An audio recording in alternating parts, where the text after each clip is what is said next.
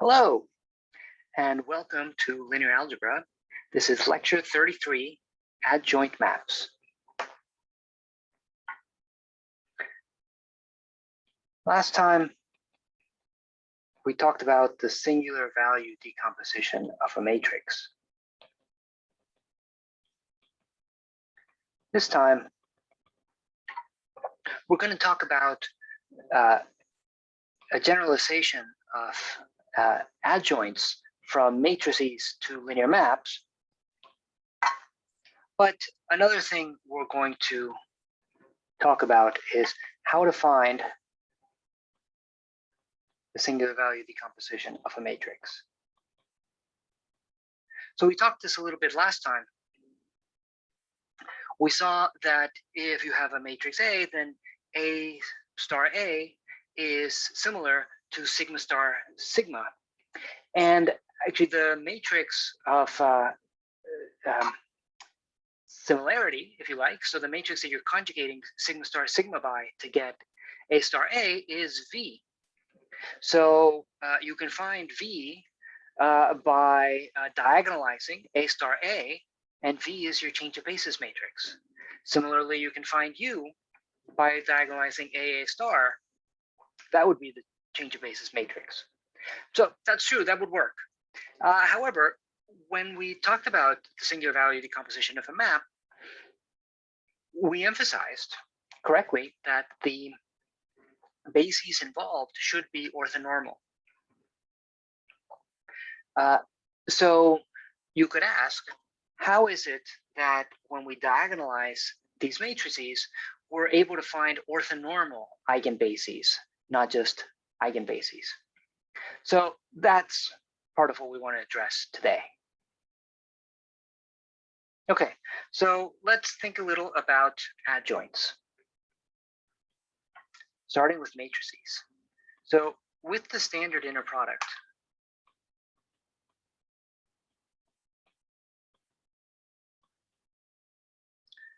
on Cn, any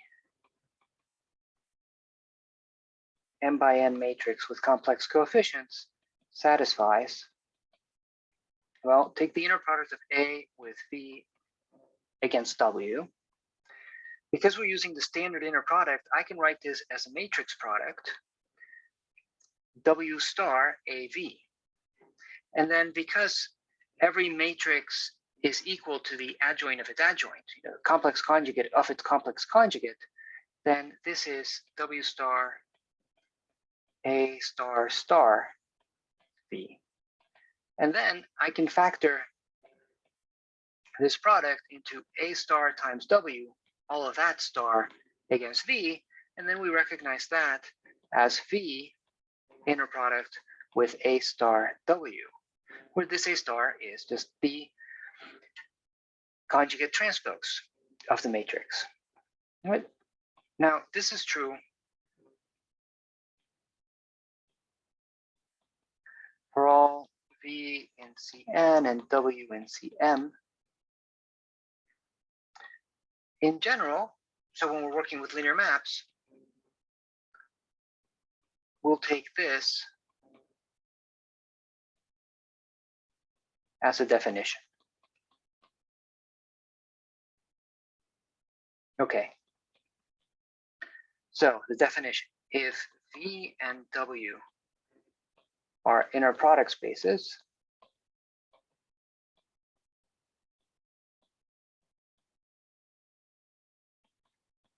and T is a linear map from V to W, then a linear map S from W to V is called an adjoint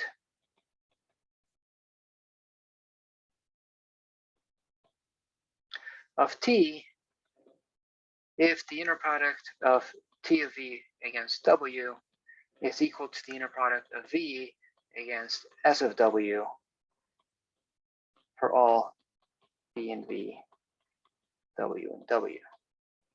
Right? Notice that here we're using the inner product in W, right? Because T of V and W are both vectors in capital W, whereas here we're using the inner product in V because V and S of W are vectors in V.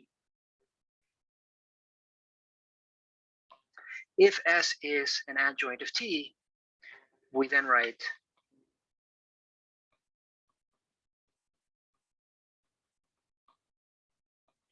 S equal to T star. So this notation makes it seem like there is only one adjoint of T, and that's true. We'll prove it in a moment. First, here are some examples that we've already come across.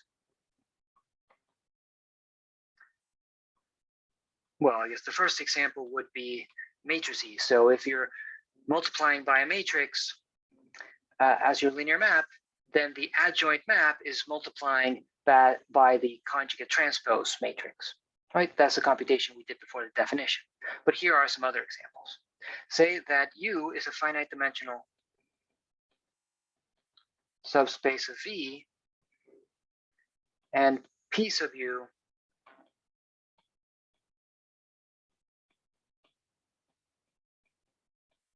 is the orthogonal projection onto U. We've seen that the inner product of P sub U V1 against V2 is equal to the inner product of the projection of U V1 with the projection of V2. And in turn, that's equal to V1 against the projection of V2. So what this says, this shows that PU star is equal to PU, right? Because PU star, from here, this, by definition of PU star, is equal to the inner product of V1 with PU star V2. And since we got this, we see that PU star is equal to PU. Right? We also have this middle inequality, which we didn't need for that, but you can combine it with this to see that it also says that PU squared is equal to PU. And in general, this is how you recognize a projection. A projection is a linear map that squares to itself, and it's an orthogonal projection if it is self-adjoint. Another example that we've come across, if T is an isometry, so remember an isometry is a linear isomorphism that preserves length, or if you're working with inner product spaces, equivalently, it preserves the inner product.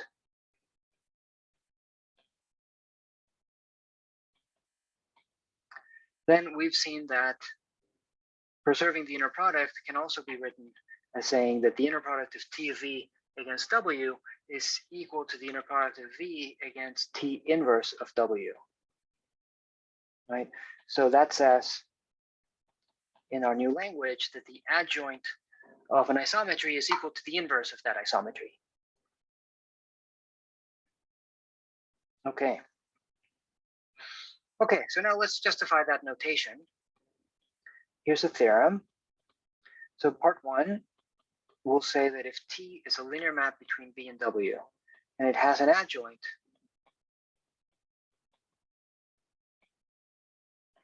then its adjoint is unique. So if a map has an adjoint, it only has one adjoint. Okay, now there is a conditional there, right? If the map has an adjoint. And in infinite dimensional spaces, that's something that you need to think about. On the other hand, if V is finite dimensional,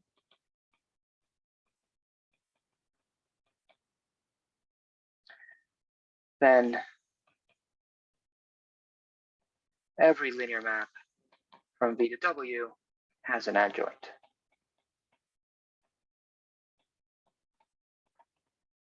Okay, so as long as you're working with finite dimensional vector spaces, you don't have to worry about existence or uniqueness. Every map has an adjoint and it has exactly one adjoint. Okay, so let's prove this. Okay, for part one, we want to prove that if a map has an adjoint, then its adjoint is unique. So the way we can prove this is assume that you have two adjoints. We want to show that they're actually the same.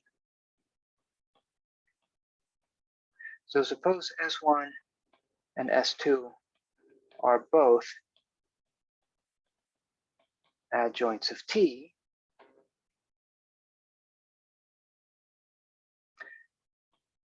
Then for any vectors V in V, W in W, we have, okay, the inner product of V against S1 of W.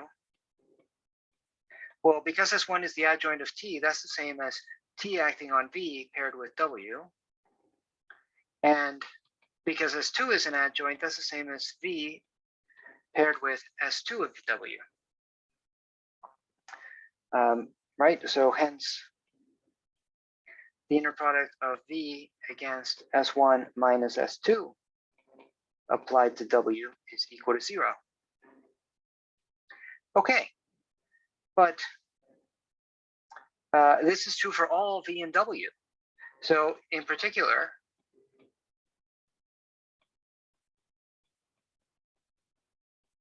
this is true with V equal to S1 minus S2 times W.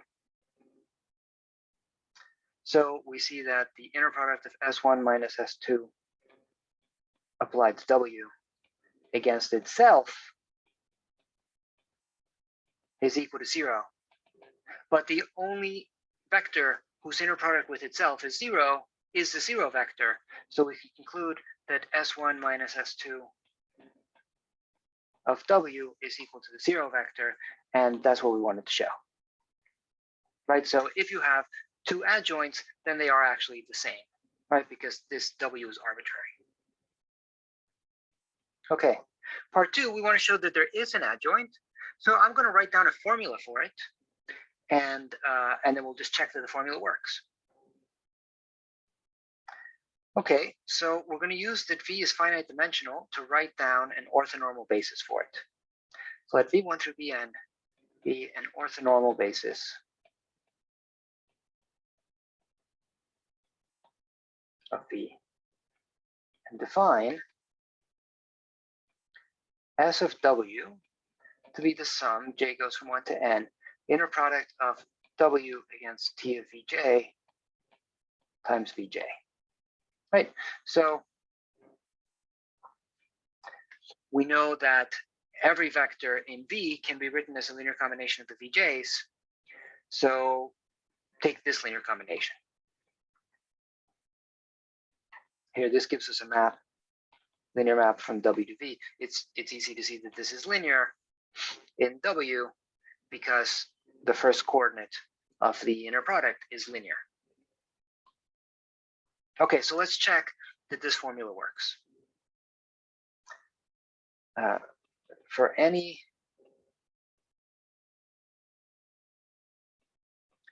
V in V, W in W, we have inner product of T of V against W is equal to, okay, I'm going to write V in terms of the orthonormal basis. So I have sum J goes from 1 to N of the inner product of V against Vj times Vj. Right, and then W stays the same. And then I use that T is linear to write this as I pull out the sum and the constant.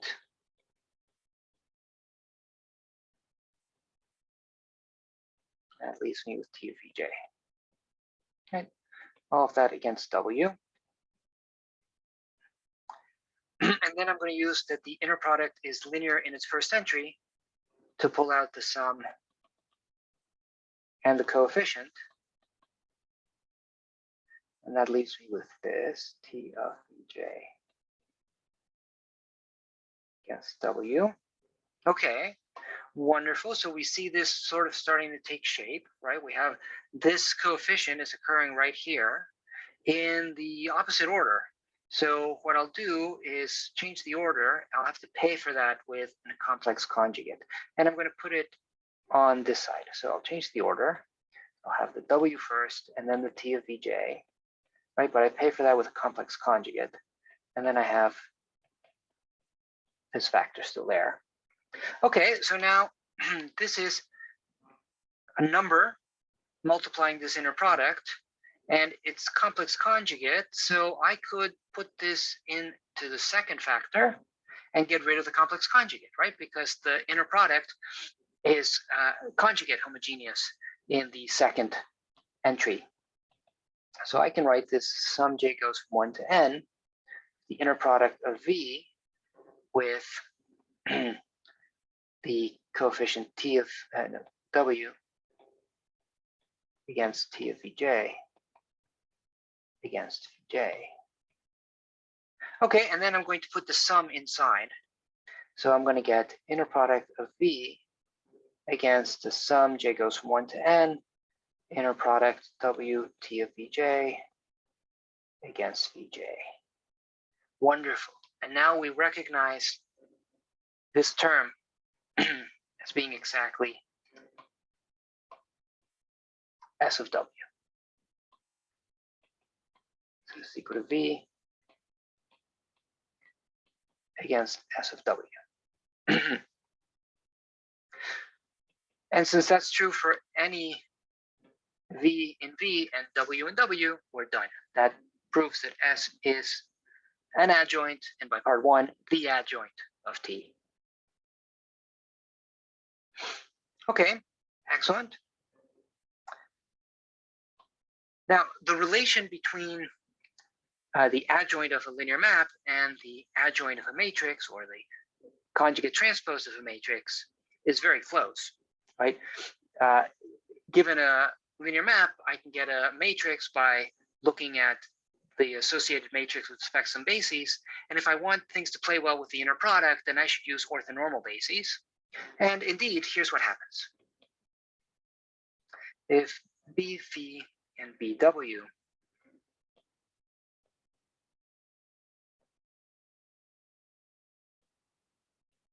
are orthonormal bases of VW respectively, and T is a linear map between V and W, then the matrix associated to T adjoint with respect to BW and BV is equal to first find the matrix associated to T with respect to the bases in the other order, and then take the conjugate transpose. All right, so why is that? Well, indeed, if we write the basis for V as V1 through Vn, and the basis for W as W1 through Wn,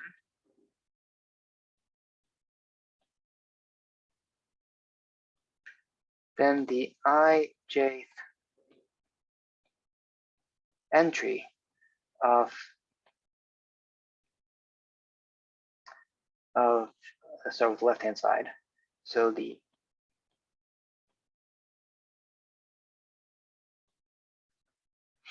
ijth entry of the matrix associated to T star with respect to the basis BW and the basis BV is equal to the inner product of T star W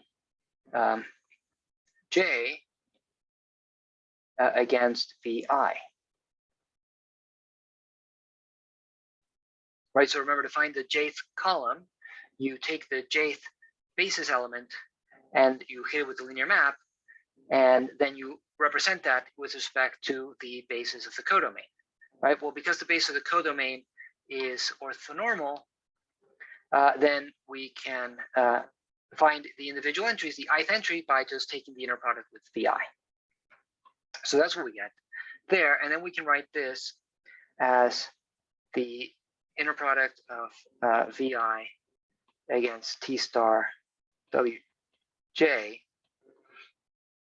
We pay with complex conjugate, but then I have the adjoint in the second entry, so I can move it to the first entry and just get rid of that star. And so I have T of VI paired against WJ, complex conjugate. And then we recognize that as being the complex conjugate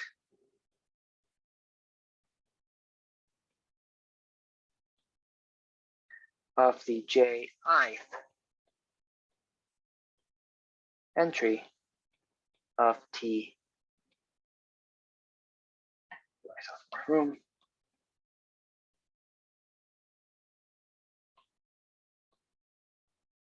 Of the matrix associated to T with respect to the bases BB, BW.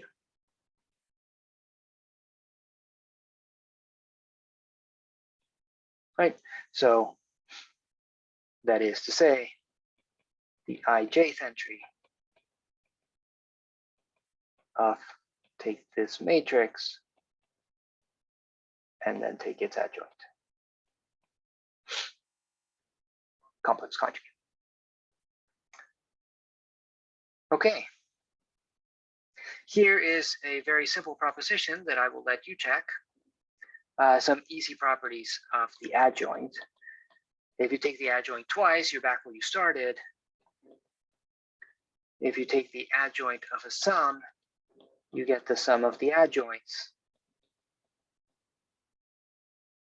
If you multiply a linear map by a constant and then take the adjoint, then you get a multiple of the adjoint by the complex conjugate of that constant. If you compose two linear maps and then take the adjoint, you get the composition of the adjoints, but in the opposite order. And then finally, if T is invertible, so is T star, and T star inverse is equal to T inverse star. Okay, so those are simple properties that we have already seen for the complex conjugate of a matrix. They're true for linear maps. Okay, we'll say that a linear map T is self-adjoint if T is equal to T star. We'll say that a matrix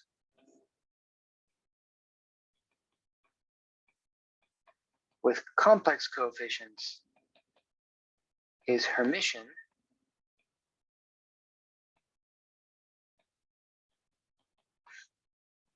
if it's equal to its conjugate transpose. This is also called self-adjoint often. And then with real coefficients, the corresponding term is symmetric.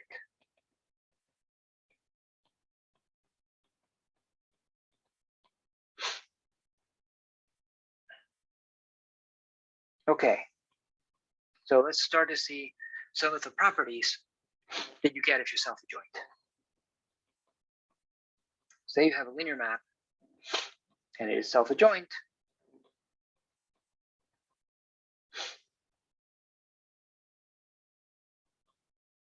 Then its eigenvalues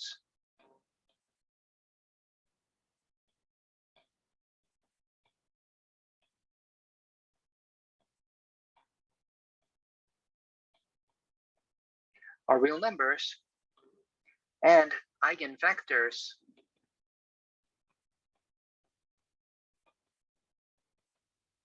of distinct eigenvalues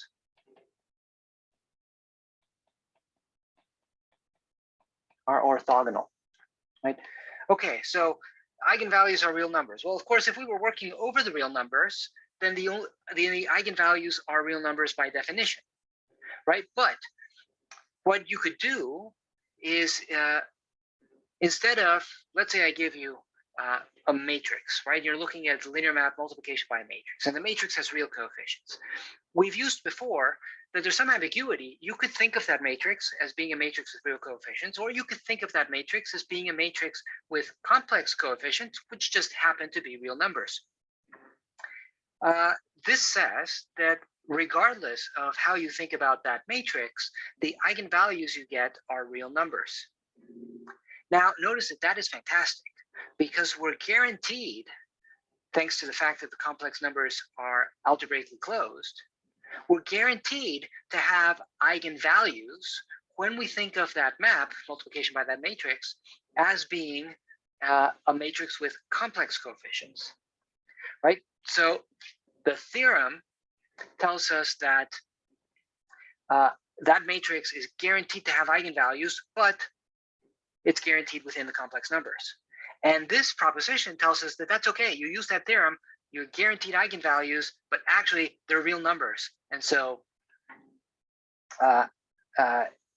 so even though you changed what field you were looking at, thinking of, in order to apply that theorem, you actually got the eigenvalues back in the field you started with, the real numbers. Secondly, the fact that eigenvectors of distinct eigenvalues are orthogonal is great. If you think back to the beginning of the lecture, we want to go towards the singular value decomposition of a matrix and how we find that. And the recipe, insofar as we have one so far, is that we should diagonalize A star A or A star, but we need to end up with an orthonormal basis, because that's what's required for singular value decomposition. Well, this tells us that eigenvectors of distinct eigenvalues, as long as you're working with the self-adjoint matrix, they have to be orthogonal, right? And both A star A and A star are self-adjoint. Okay, so that's why this theorem is fantastic. Now let's prove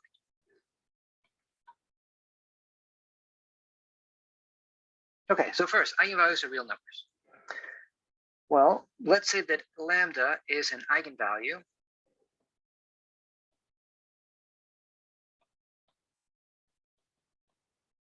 of t with eigenvector v.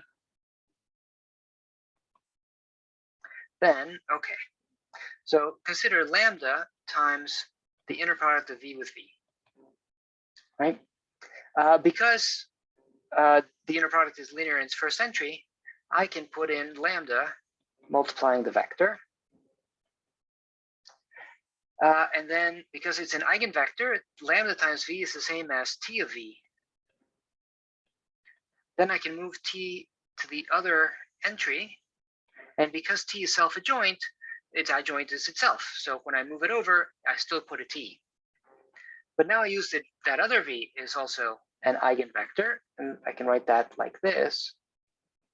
And then, since this is conjugate linear in the second entry, I can pull out a lambda complex conjugate times bv. Okay, so subtracting the left-hand side from the right-hand side, lambda bar minus lambda times the inner product of v with v is equal to 0.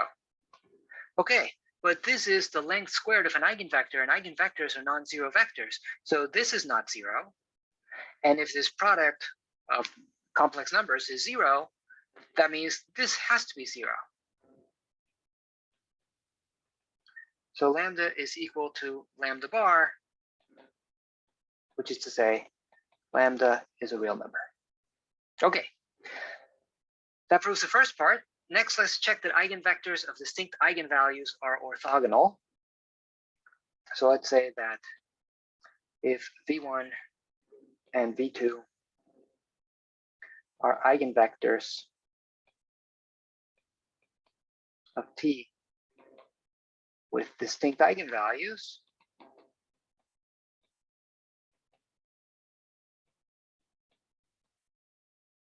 then, okay, we're going to do basically the same reasoning, except now we're going to start with lambda 1 multiplying the inner product of v1 with v2. Okay, but we're going to reason the same way. First, I'm going to put lambda 1 into the first entry, which I can because the inner product is linear in the first entry. Then, because it's an eigenvector, I can translate that lambda 1 into a t. Then, because t is self-adjoint, I can move that t to the other entry in the inner product. And because that's an eigenvector, I can replace the t with a lambda 2. And then here I would put a lambda 2 bar, except that we just proved that lambda 1 and lambda 2 are real numbers, so I can just pull out a lambda 2.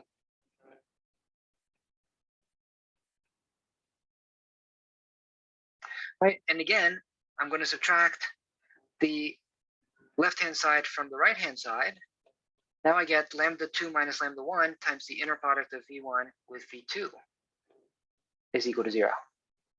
So again, I have a product of two complex numbers equal to 0, only now this is the one that's guaranteed not to be 0 because they're distinct eigenvalues. So that means that this one is the one that has to be 0.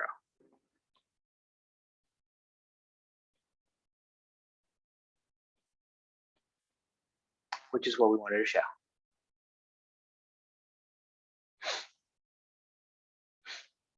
Okay. Wonderful. So that's really useful. Let's talk a little bit more about the adjoint before we go back to discussing the singular value decomposition. So here's a proposition.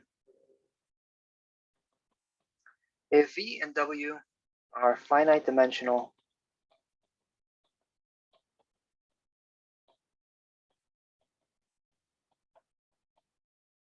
vector spaces with inner products,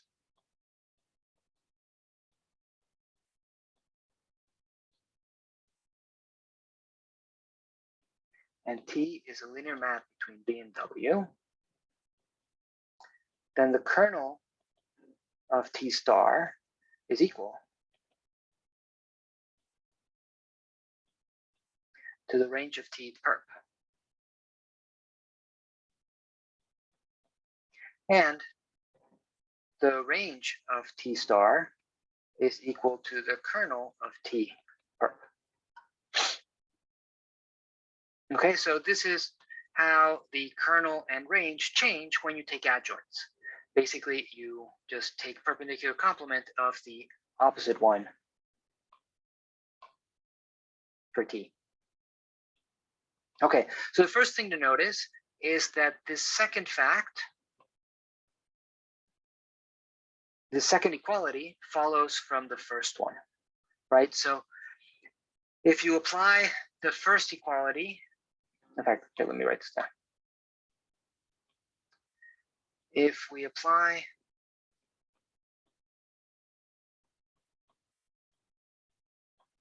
the first equality to T star instead of T,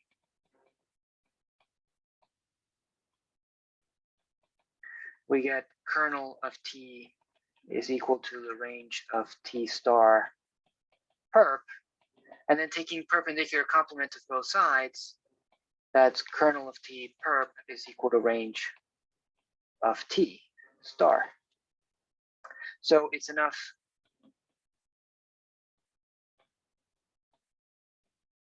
to prove the first equality. And notice, of course, we could have done the opposite. If you apply the second equality to T star instead of T, then you get the first equality. So it's enough to prove one of them, they're equivalent. Okay, so we want to prove that these two sets are equal. We'll prove that each is contained in the other one. So first, let's check the left-hand side is contained in the right-hand side.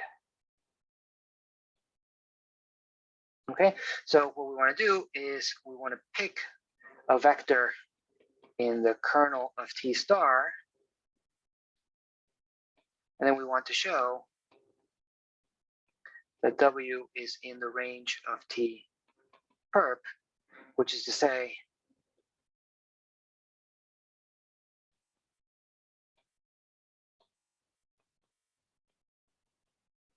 we want to show that the inner product of T of W against T of V is equal to 0 for all V and V. All right, that's what we want to show. However,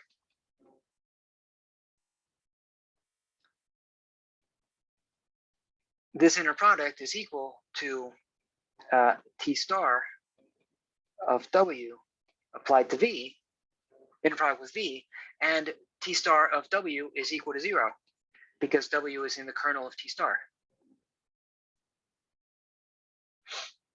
Okay, so the second equality we want to show is that the range of T perp is contained in the kernel of T star. Right, so assume, or here, let's spell it out. Given a vector W in the range of T perp, want to show that W is in the kernel of T star. That is to say that T star of W is equal to 0. Okay, so we know that W is in the range of T perp. So that is to say that the inner product of W against T of V is equal to 0 for every V in V. That is, T star of W comma V is equal to 0 for every V in V.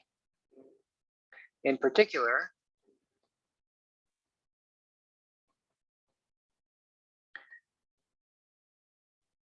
we can take V to be the vector T star W.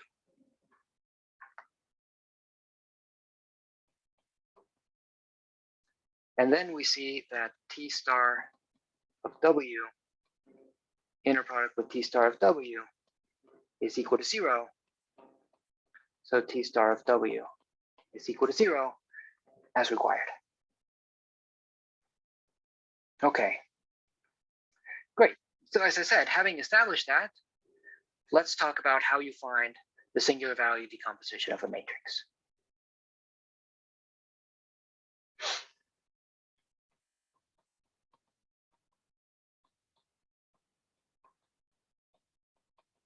So to find the singular value decomposition of a matrix A, say of size m by n with coefficient in F, first step is find the eigenvalues of A star A. Right? Then, as we saw last time, the positive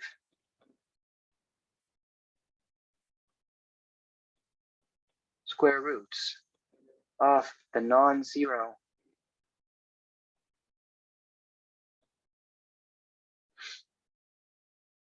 eigenvalues of A star A are the positive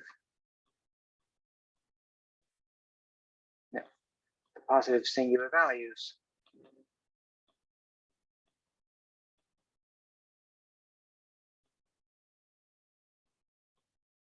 of A.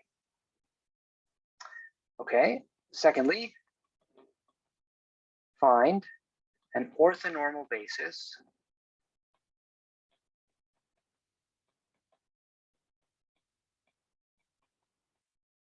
of eigenvectors. Let's say it like this: find an orthonormal basis of each eigenspace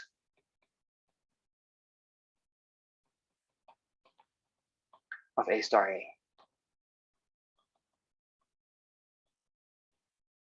Put the resulting collection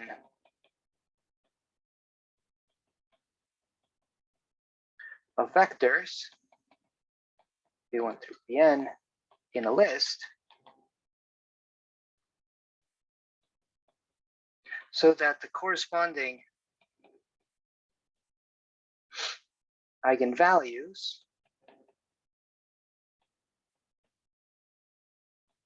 are in non-increasing order.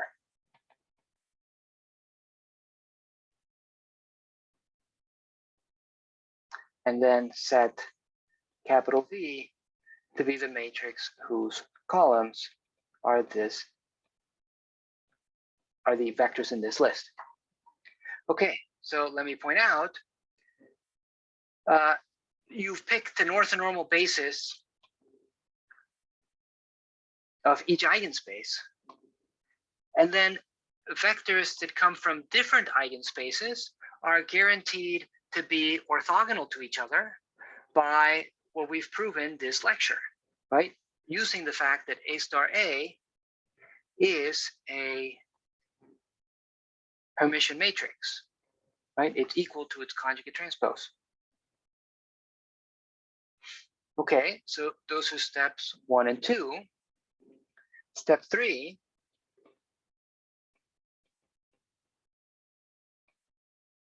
let R be the rank of A.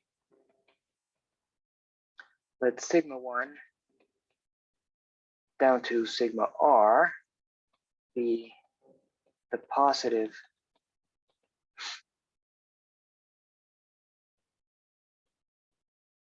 singular values of A, right, which we found in part 1.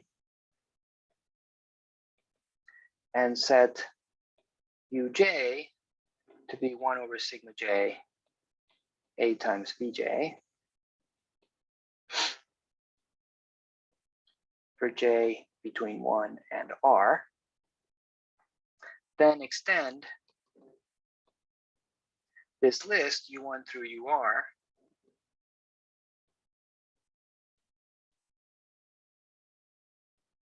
to an orthonormal basis of Fm,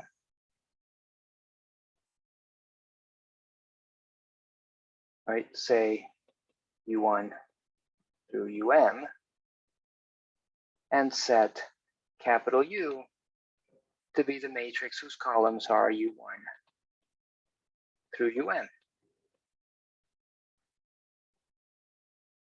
Okay, so now we've found sigma, U, and V. So finally, step 4, set capital sigma to be the m by n matrix whose ijth entry is sigma I if I is equal to j and less than or equal to r, and 0 else, then A is equal to U sigma V star is a singular value decomposition of A. Okay, so that's the algorithm to find the singular value decomposition. And the only part that we couldn't justify before was how did we know that when we put these orthonormal bases of eigenspaces of A star A together, that we end up with an orthonormal basis. So now we know that that's because when you have a self-adjoint linear map, eigenvectors corresponding to distinct eigenvalues are automatically orthogonal. Okay, so let's go back to the example we were carrying around last time. So let's let A be the matrix 1, 0, 0, 0, 0, 0, 0, 2, 0, 3, 0, 0, 0, 0, 0, 0, and 2, 0, 0, 0. Right. So when you compute A star A, you get a 5, 5, 5 matrix 1, 0, 0, 0, 2, 0, 4, 0, 0, 0, 0, 0, 9, 0, 0, 0, 0, 0, 0, 0, and then 2, 0, 0, 0, 4. Notice that this is self-adjoint, or Hermitian, or symmetric, right? In this case, we have all real numbers, and it is symmetric across the diagonal.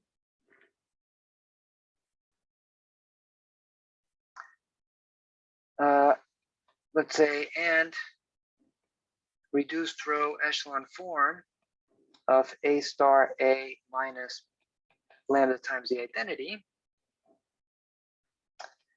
is 2, 0, 0, 0, 0, then 0, 4 minus lambda, 0, 0, 0, 0, 0, 9 minus lambda, 0, 0, 0, 0, 0 minus lambda, 0, and 4 minus lambda, 0, 0, 0, 1/2 of lambda times 5 minus lambda.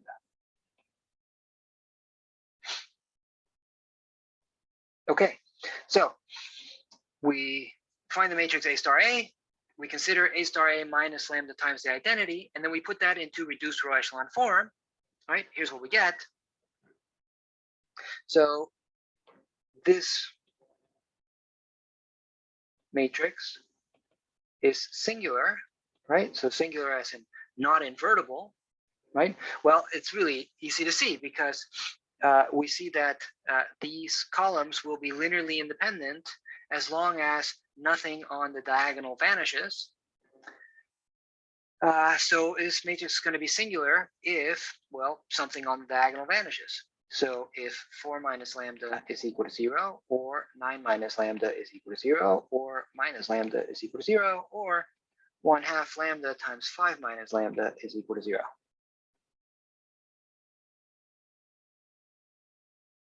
Hence, the eigenvalues of A star A are, and let's put them in decreasing order, 9, 5, 4, 0. Right? Okay, perfect. Having found the eigenvalues of A star A, we can find the singular values of A. So the positive singular values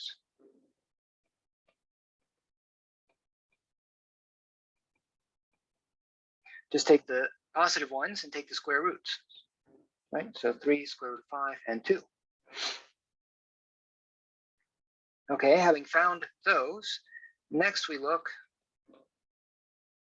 for an orthonormal basis of eigenvectors.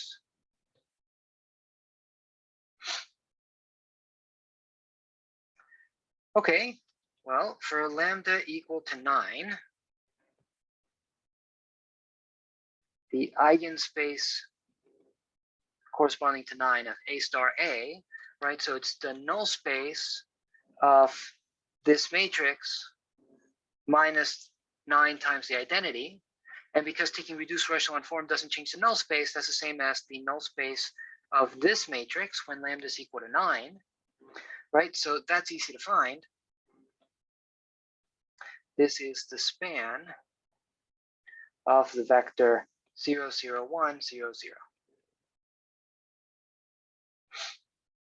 For lambda equal to 4, right, I sub 4 of A star A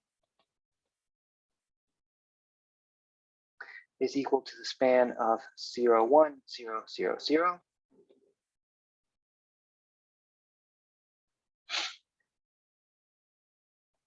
Okay, for lambda equal to 5,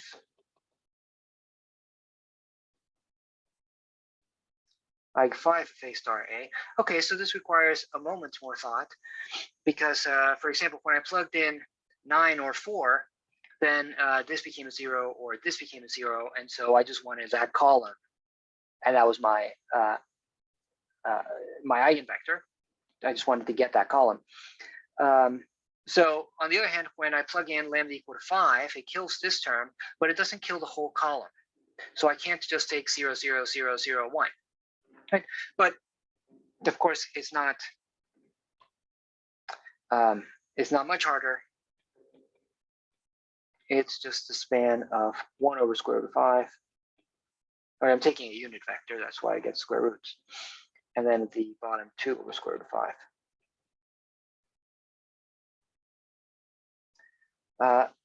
Then for lambda equal to 0, well, let's write it out. The reduced echelon form of A star A is 2, 0, 0, 0, 0, 0, 4, 0, 0, 0, 0, 0, 5, 0, 0, 0, 0, 0, 0, 0, and 4, 0, 0, 0, 0. So the eigenspace corresponding to 0, or the same thing as the null space, is going to be the span of, well, you can see that that fourth column, that would work. So we could just put 0, 0, 0, 1, 0. And then otherwise, this column and this column are obviously linearly dependent. So I can do something where just that the first entry and the last entry are non-zero. So I can take, for example, minus 2 over square root of 5. 0, 0, 0, 1 over square root of 5. Okay, and these are orthogonal to each other and they're unit vectors.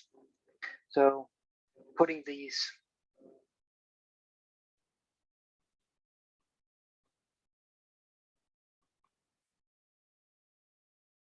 in decreasing order of eigenvalue yields V1, V2, V3, V4, V5. Okay, and so it's 1, 2, 3, 4, and 5. Okay, having found those, next, define U1 to be 1/3 of AV1, U2, right, well, let's work out what that is. 1/3 of AV1, so that would be 1/3 of A times V1. V1 is up here 0, 0, 1, 0, 0. So that's just the middle column of A divided by 3. So that's 0, 1, 0, 0. Right? Then U2 would be 1 over square root of 5. AV2, right? So that's 1 over square root of 5. A and V2 is this vector 0, 1, 0, 0, 0. So it's just the second column of A divided by square root of 5. Nope, did I skip? No. Oh, sorry, yes, these are not in the right order. I should have done lambda 5 before lambda 4. So this is V2. So it is 1 over square root of 5, 0, 0, 0, 2 over square root of 5. Okay, and if you work that out, that's 1, 0, 0, 0. Then U3 is equal, so now it is 1/2 AV3. And so 1/2 A times, and this one is V3, so 0, 1, 0, 0, 0. So that's just the second column of A divided by 2. That is 0, 0, 0, 1. Right? Okay, so I have U1, U2, U3, and let U4 be any unit vector orthogonal to U1, U2, U3. Say U4 equal to 0, 0, 1, 0. Okay, so great. Now we've found everybody. So we can conclude that our matrix, right, the matrix we started with,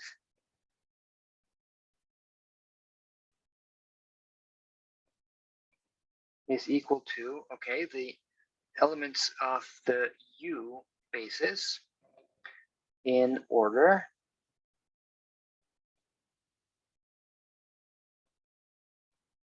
then our matrix sigma is going to be the same size as the original matrix A, but only some of the diagonal entries are going to be non-zero. So it's going to look like this.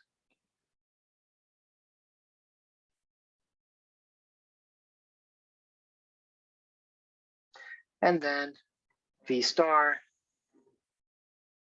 right? So that's 0, 1 over square root of 5, 0, minus 2, square root of 5, 0, right? 0, 0, 1, 0, 0, right? So here you write the rows one at a time, right?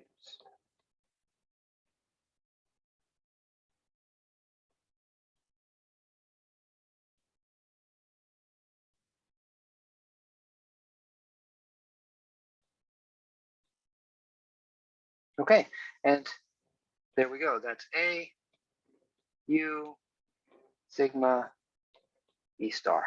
And that's how you find the SVD decomposition of a matrix. Okay, we will stop there and pick it up from there next time.